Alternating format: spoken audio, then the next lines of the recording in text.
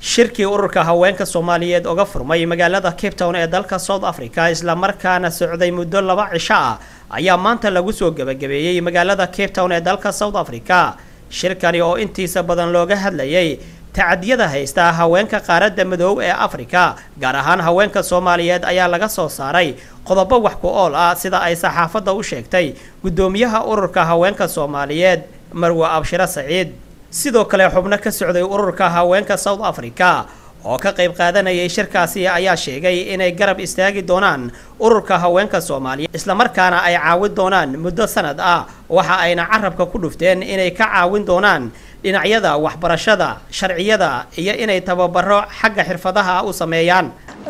This meeting that happened over the last 2 days here in Cape Town at the Burnley Lodge has been a gathering of Somali women that has come together with express needs to look at what are the issues and the challenges that are facing them. My name is Kate Gardner. I've travelled here from Johannesburg as a member of the Action Support Centre to come and support these women in the first meeting of the South African Somali Women's Network, which has been launched here today. We are in Cape Town in the Western Cape. Salaan ka bacdi shirkan waa shir ay gabdho Soomaaliyeed isugu yimaadeen waana shir ay ayagu anagu soo organize gareynay markaan aragnay baahidayada dhibaatadayada aan ogaanay inaan dhibaatadayada cid kale wax ka qaban karin anagu wax ka qabanay Action Supportina gabdhaha nooga yimidna waxay naga ballan qaadeen inay muddo sanad ah ay nacaawiyaan si aan lagu hayo ugu istaagno shirkan waxaan aanu ka hadalnay oo aan aad uga hadalnay dhibaatooyinka gabdhaha oo wax la soo koobi kara ahayn kuwa inta naga haysta kuwa dalkii naga haysta labadaba waan ka hadalna dalkiiba intaan la gaarin kaayagii Soomaaliya balkan dhibaatada naga haysata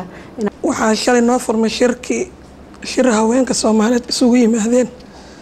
oo 2 maalin ah maanta noo xirmay waxaan kaga hadalnay waxyaalo badan oo gabdhaha Soomaaliyeed ee dib ku qabaan sida Koonfur Afrika alxamdulillah waxyaalo badan baan ku gaarnay guul inta dhiman waa dhameystireen haddii Allah awood la idmo waxaan ka codsanaynaa gabdhaha Soomaaliyeed meel kasta ay joogaan ama fikradaha haysta inay nagu soo caawiyaan waxyaabahan ka hadalay waxa kamid ah sharciyada xagga sharciyada dhibaatooyinka naga haysta isbitaalada waxbarashada iyo bulshada oo aan ka dhex muuqanin oo aan dadka kale gudoomiyaha jaaliyadda Soomaaliyeed ee gobolka Western Cape Cabdi Jidow oo shirka gabagabadiisii saxaafadda la hadlay ayaa taageero u muujiyay ururka South Africa Somali Women Network haddaan nahay Somali Community Board aniga oo ku hadlaya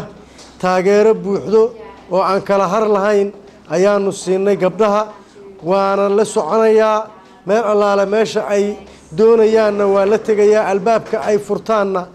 waa la furayaa albaabka ay furan waayaanna waan u qaraacayaa haddii Ilaahay idmo wabillahi tawfiiq